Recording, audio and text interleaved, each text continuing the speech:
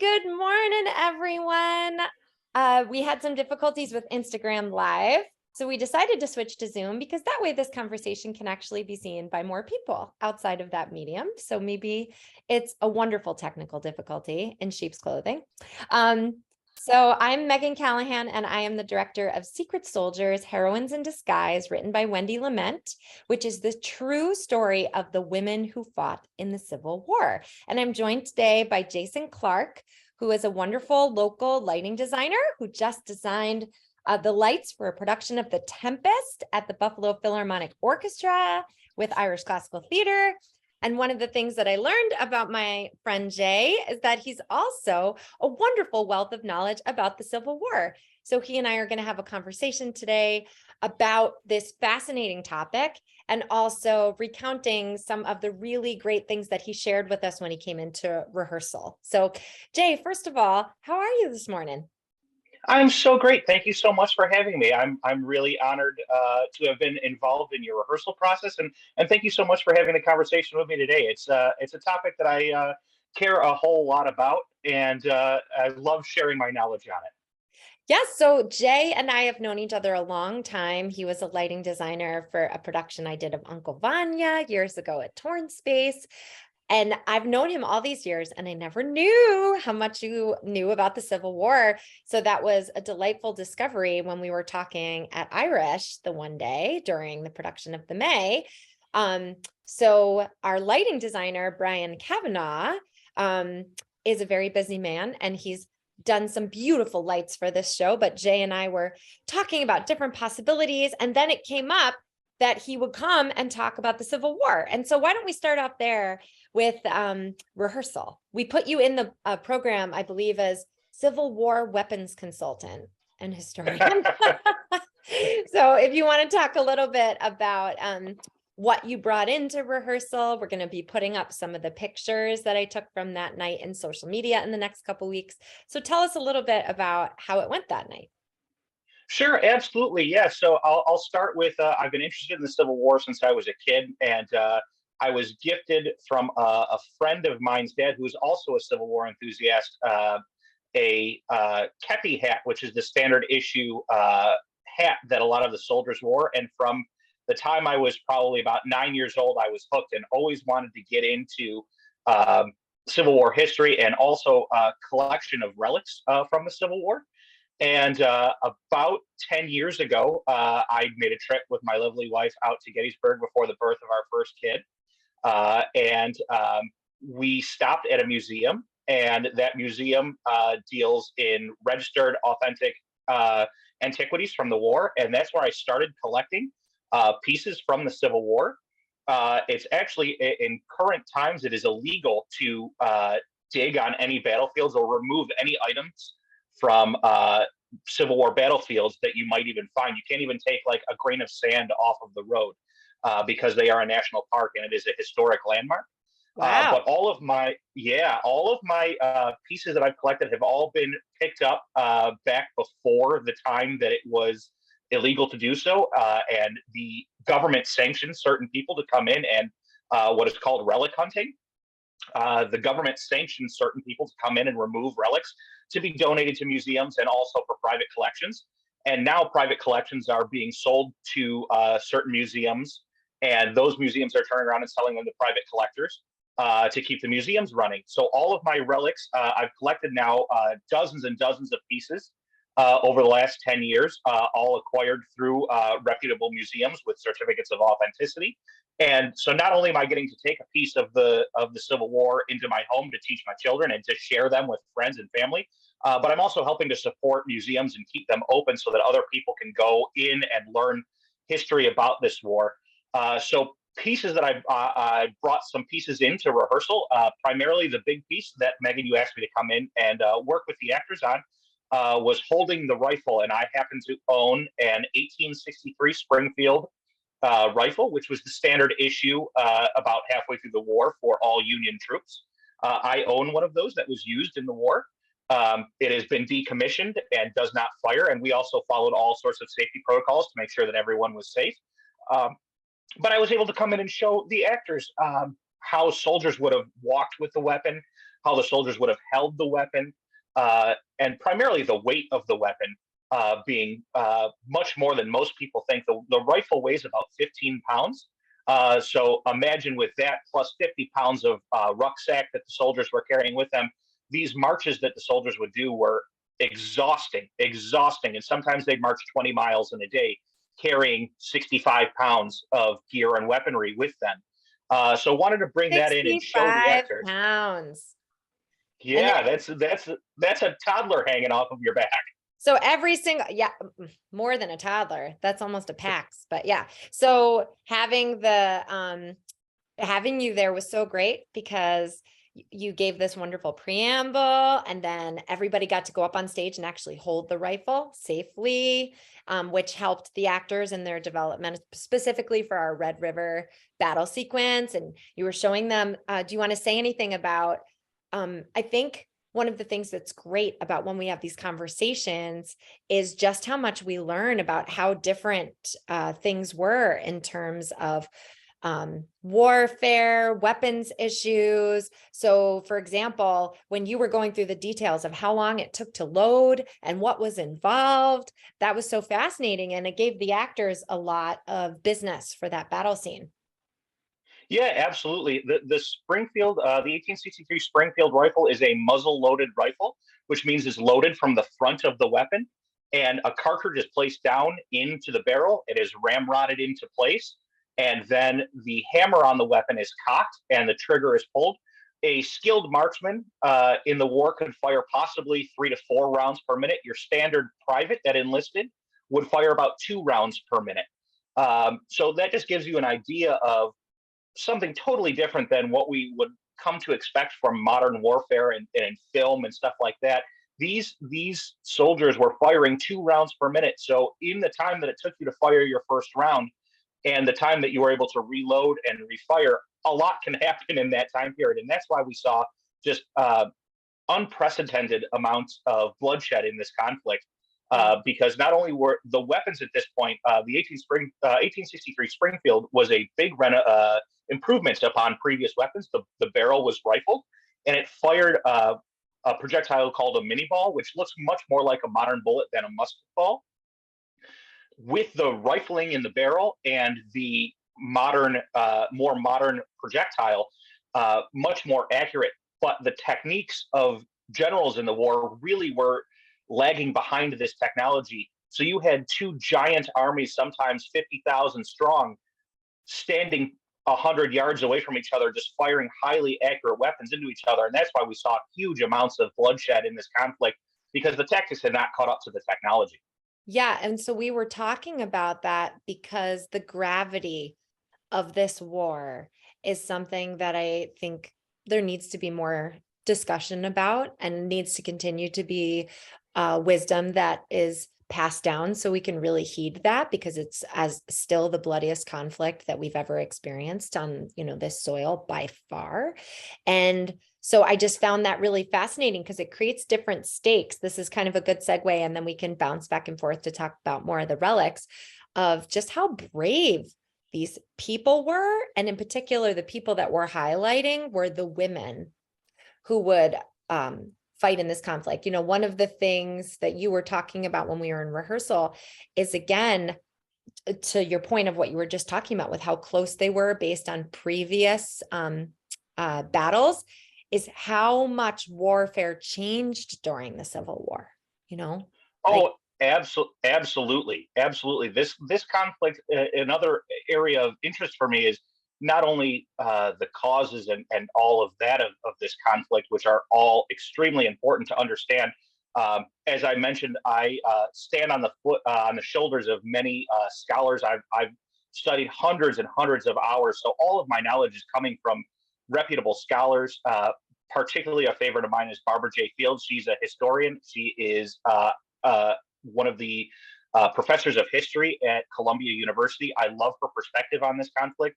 And what she really said is this war defined America. And that's why we often think of the American Revolutionary War fought in the 1700s as our kind of defining conflict.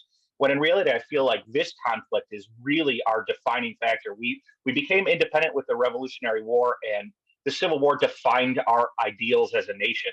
Mm. And we would not be who we are, for better or for worse, uh, without understanding this conflict. Is absolutely, historian and author Shelby Foote says, it is absolutely necessary to have an understanding of the Civil War to understand America today. We are who we are, for better or for worse, because of this conflict. So that's again a great segue and you haven't gotten to see the show yet. You I saw have not. our Red River battle scene that you got to help us with, but this play, Wendy Lament, the playwright, is actually in town right now, which has been wonderful to talk with her. This play is based on the actual letters that were found of Private Lyons Wakeman, who was revealed to be Sarah Rosetta Wakeman. Her descendant 6 generations later, her nephew 6 generations later, found these letters in a locked trunk in the attic. And then they were turned into a book. And so this is kind of a fun tidbit, is when you're talking about these historians and the counts we have, because there is some limited knowledge of the women who fought in the Civil War. But Sarah Rosetta Wakeman isn't even counted as one of those numbers, because when that, Wow. I know. So when that was done, so until this book came out in the 90s, the Army still believed that Private Lyons Wakeman was a man, because that's what the Wow. gravestone reads. And so how many countless others could that be the case for? Because again, given the massive casualties, the lack of record keeping, all of it that was going on, there are really estimates that it was thousands of women who fought, which I just think is so interesting. And so this play features several real women who fought in the Civil War. Loretta Velasquez, who actually fought on the Confederate side as Lieutenant Harry T. Buford, forgive me. And then Sarah Emma Edmonds. And both of them had written biographies as well. So it's just really a fascinating topic. But I bring all this up because Wendy Lament has done this wonderful device at the beginning and end of the play. And Jay, I'd love to hear, your thoughts about this, especially after you come. But for the purpose of our conversation and what you just said, at the beginning and end of the play, Dr. Heyer, who was the actual doctor at the hospital where Sarah Rosetta Wakeman went in New Orleans after the Red River campaign, enlists the audience's engagement. The audience is an interactive piece. You get to give your thoughts at the end of it. And I think it's doing something really important, which especially for young people who are growing up in these complex times, it gives them an opportunity to express their thoughts, to hear other viewpoints, to basically engage in rhetoric about whether Sarah Rosetta Wakeman should be listed as Private Lyons Wakeman and therefore hopefully be able to return to military service and receive her pension, or if her name should be changed to Sarah Rosetta Wakeman because the history of these women would be buried otherwise, which is actually what happened. So it's really compelling arguments on both sides, and we're really curious to see how audiences are going to interact with that, especially the young people. Well, absolutely. And just to think of the sheer amount of people that the Civil War affected over the span of the war between the two armies, over 4 million Americans served in military service at this time. And the amount of bravery that it took to be an ordinary person. Usually we're talking, many of the people that fought in this war had never seen military service before in their life. They were fishermen, they were craftspeople, they were armorists, blacksmiths. These people had never seen conflict, and 81% of Americans at the time of the Civil War lived peaceably on farms in towns of approximately 2,400 people. At the time, in 1863, Gettysburg was a town of 2,400 people. And now everyone knows this town's name because of the massive conflict that happened there. But just to understand that these are ordinary people, yes, ordinary citizens standing up for their beliefs and their way of life and what they believe to be right is, and especially at this in these tumultuous times, it's very important to state the righteousness of this war. And this war didn't start over anything. The average person wasn't fighting this war for the bigger picture, but this war was always about the bigger picture of freedom and equality for all people. And it really had shifted by 1862 to a war of equality. And anyone that joined after 1862 was really engaged in a righteous fight for the freedom and equality of all people. And so to join this war and fight, anyone that fought in this war deserves truly high praise for what they did fighting for the Union in this war. This shaped us. This became us. This is us. And what we have today is in thanks to those people, ordinary citizens who fought in this war and made a difference. And you, that brought to mind when we were talking about the 54th, which was something that Wendy Lament wanted to include. Joseph Cassell / Castle is an escaped enslaved person that was, again, a real person that is in this play and functions as a wonderful device to connect these different women who had fought in the Civil War together, their stories. And you were talking when we were at rehearsal a bit about what a big deal it was on the other side of the Emancipation Proclamation. And could you say a bit about when people of color and Black people were able to enlist and the importance of that with the war? Oh, absolutely.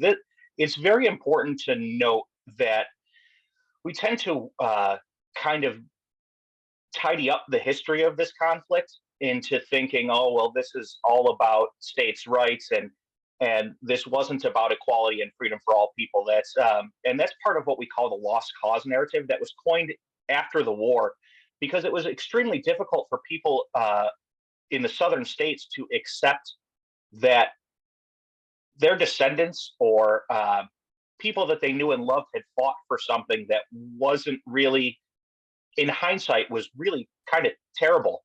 And after the Emancipation Proclamation was issued in 1862 after the Battle of Antietam. Lincoln had campaigned for election in 1860 on the idea of not spreading slavery. He didn't want to touch any institutions that slavery was already ensconced in. And he campaigned on the promise that at the time, there were northern states, which were primarily what we would call free states, and southern states were slave states. And it was all about keeping the balance of slave and free states and the power that they had in the Senate and Congress balanced. After 1862, it was extremely apparent that this war was solely the issue of slavery. And the issue of states' rights was the southern states asking the question of states' rights to own slaves, own other people as property. And Lincoln realized, Lincoln is known as the great emancipator, but it's very important for everyone to know that it was really from a place of strategic importance for the Union to issue the Emancipation Proclamation and free enslaved peoples. The benevolence that we want to put behind it really wasn't there. And as we discussed in rehearsal, it's important for us to know this full history and to know that after the issuing of the Emancipation Proclamation, one of the largest riots that happened in protest of the Emancipation happened in New York City, where several dozen people of color were lynched in the city of New York. It's so far away from our history that we want to think that that could never happen, but it's important to know all the sides of this.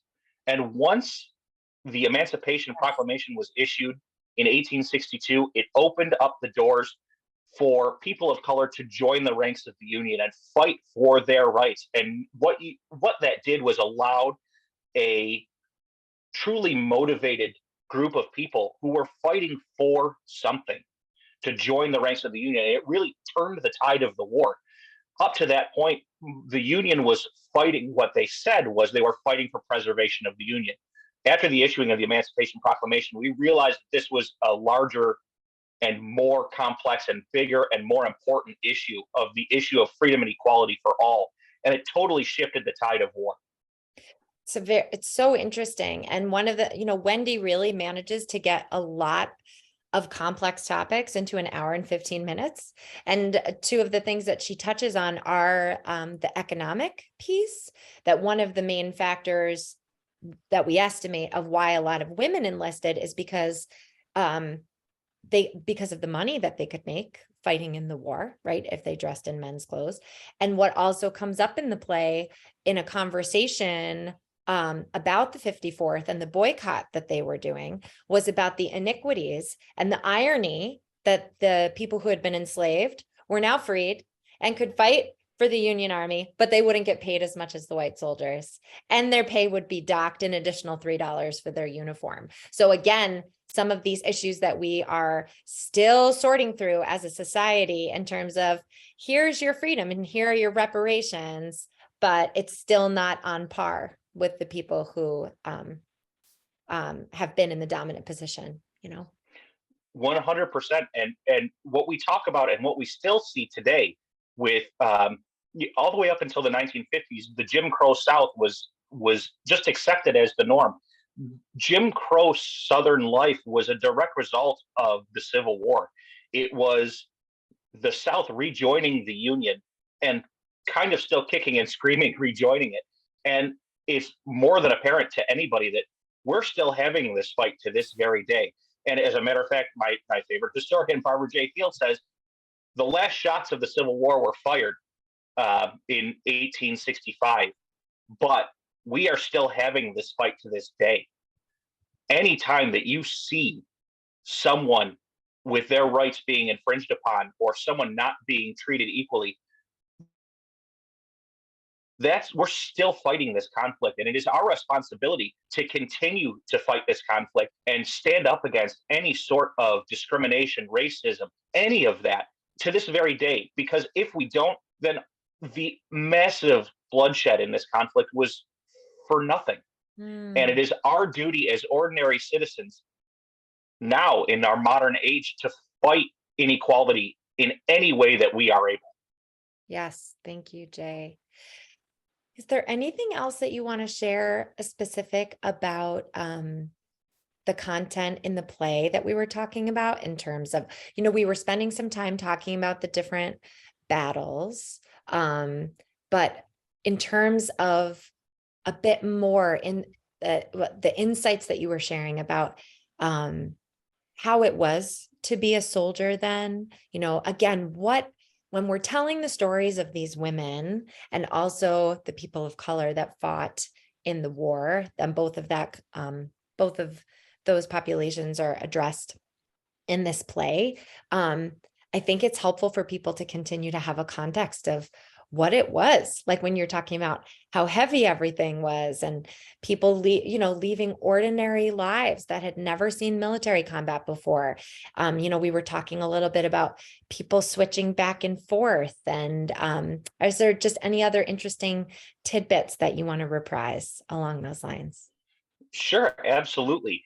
The life of the Civil War soldier, the officers and generals and higher ups in command, commissioned officers, stuff like that, they generally led a fairly comfortable life on the battlefield. And your generals, when you think of generals, like on the Union side, you think of Ulysses S. Grant, William Tecumseh Sherman. They were usually insulated from the heart of battle.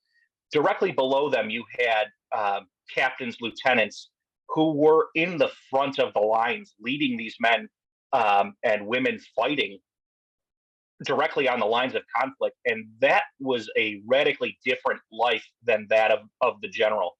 And also, we must remember at the time of what we're dealing with here, there are no real fortifications when you go out onto a battlefield. Many of the battles of the Civil War were fought on open battlefields. So despite weather, temperature, hot and cold, generally there were not many battles that happened over the winter.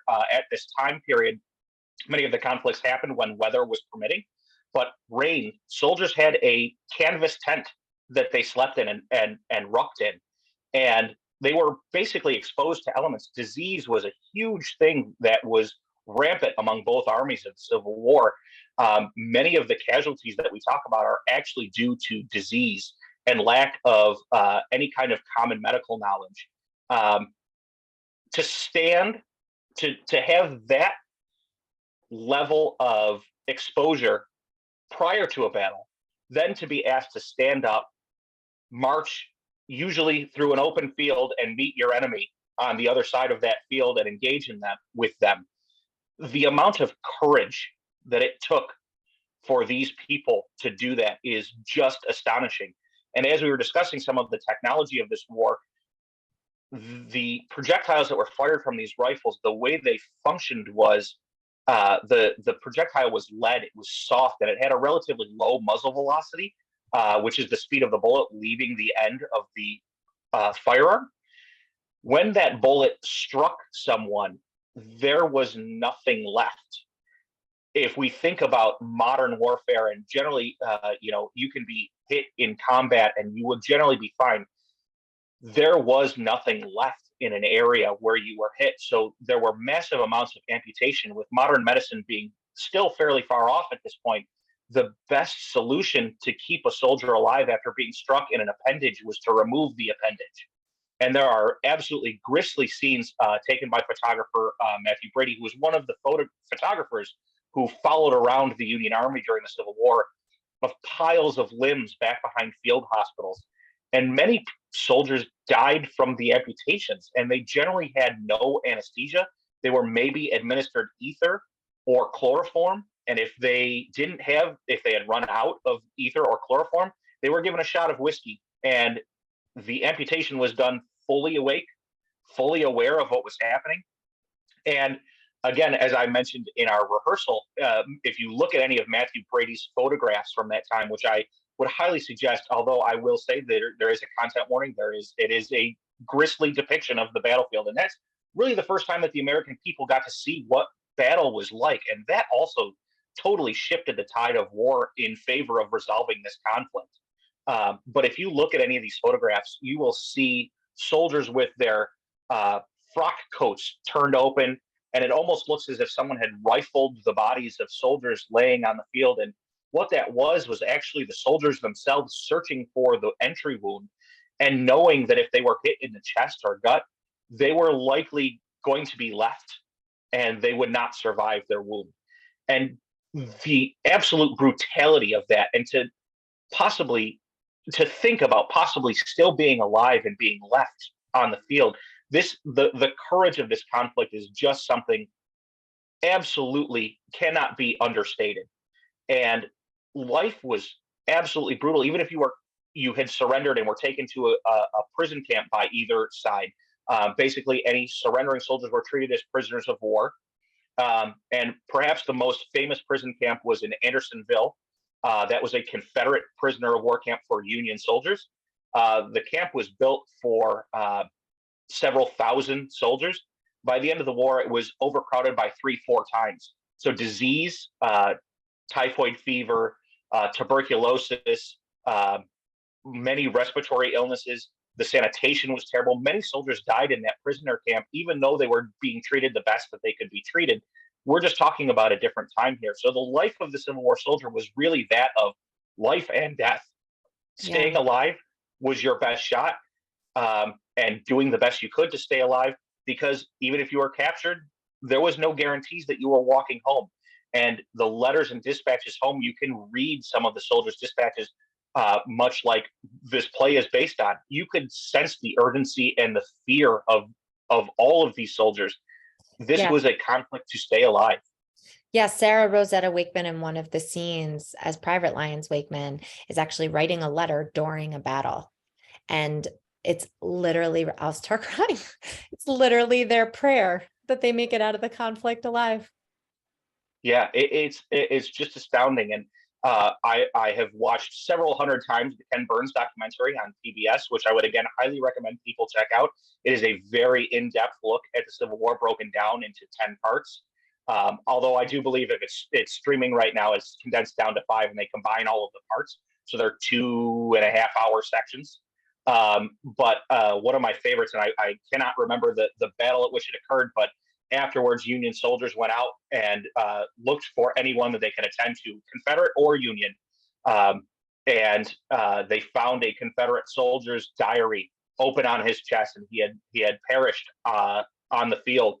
And it had been an entire accounting of all the conflicts that he had been in.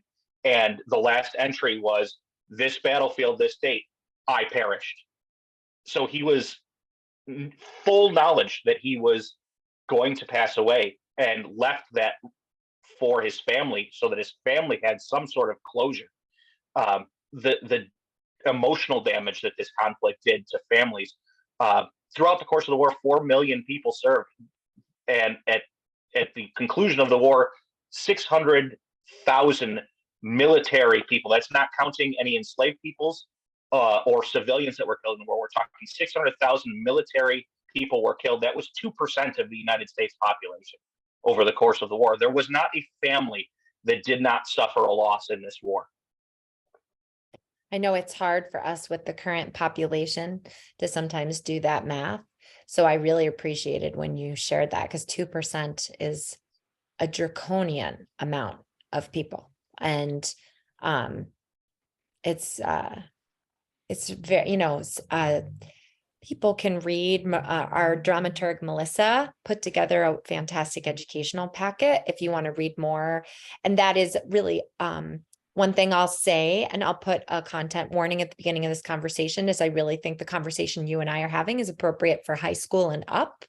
And that's another thing I appreciate about this play, is it takes this very intense content and makes it accessible to younger audiences, and isn't mincing away from these more complex topics. Obviously Sarah Rosetta did have dysentery, and that is addressed in the play. Sarah Emma Edmonds, there's a scene with her with malaria.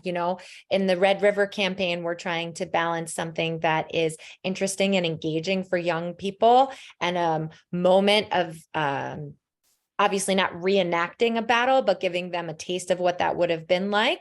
But I appreciate that at the end, in the way that it's written, they're in the swamp and there's no other water to drink than what they know is parasite infested water, which was a true thing. And so trying to find a way that's age appropriate, because the play is for 8 and up, to be able, like you started to learn about this when you were 9 years old. I'm interested, how deeply did you dive in when you were 9? Were there certain facts about the war that you found out about as you grew older, or did you just kind of take a headlong dive at 9? I mean, I think sometimes we underestimate what children can handle and what they're actually aware of and seeing, like I know that I have been guilty of that. Yeah. Absolutely. And when I was 9, it was a much more elementary school version of the war, the condensed version. But immediately upon learning about it in school, I immediately realized that it was something that was worth studying. And I went to Gettysburg. We're lucky enough to be about 5-6 hours away from that battlefield, which is the northernmost battlefield that took place in the Civil War. Major engagement anyways. And I just remember I was probably about 10 or 11 years old at that time. And I still remember the first time I stepped out onto that battlefield on a tour. And even at that age, I knew there was some gravity to the field itself. Now we would understand that as like a hollowed ground. You're stepping onto hollowed ground. But even not being able to articulate that at 10, 11 years old, I knew there was something about that. And I guess I've always been a little bit more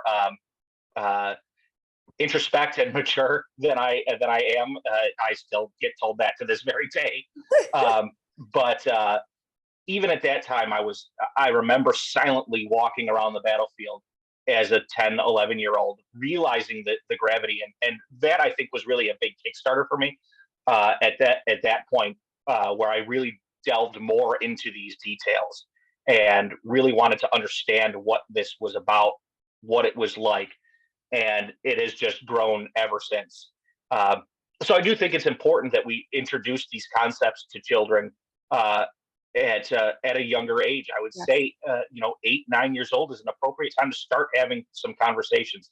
And obviously, our conversation is a little bit more mature than that, but we need to at least start impressing some of these concepts about, and particularly what we are fighting against is seeing the lost cause narrative um, sort of winning out. And the lost cause narrative, as I said before, was really kind of muting the intense and the application of the war. I think it's extremely important to make it very clear to children starting at a very early age what this war was really about, and that this was about freedom and equality, and getting people in the right headspace right away to start understanding why this conflict is so important to learn about. Jay, that's a wonderful place, I think, for us to pause. And one of the things I'm wondering in light of this is maybe if we could do another shorter video that's geared towards the younger set with you sharing your story about how you first became interested in this and a little bit of what you were just sharing. And that way we've got this video available for high school through adults, and then we could have just a shorter introductory video for the younger set. But I'm gonna pause this recording and we'll start a new one. But I just want to thank you so much for sharing your knowledge. It deeply has enriched our production. We are so grateful. The cast is still talking about what they learned that night. It was very affecting. I personally, myself and Rosa Fernandez, who's playing the Loretta Velasquez track, we had a tough time after that conversation, and I think that that's one of the things that theater and storytelling does that's so important, is it personalizes something that otherwise could remain impersonal. So when you're reading about these facts, there's a certain aspect of your intellect that comes on board, but when you hear these stories and when you see them enacted, when you hear about these real people, it touches something in your heart, not in your intellect. And I think that that's what we're needing, is to tap into our collective heart so we can remember what's at the heart of that conflict, as you said, which is human rights and freedom and equality. So Absolutely. Yeah, thank you so much. So I'm going to just end this recording, and we're so grateful for those who made it this far and dove in with Jay and I. Thank you again, Jay. And we hope that you come and see this show. It's running until March 26th at the Allendale Theater of Youth. We have both public performances and school shows. We still do have some bookings available for our school performances. Thank you.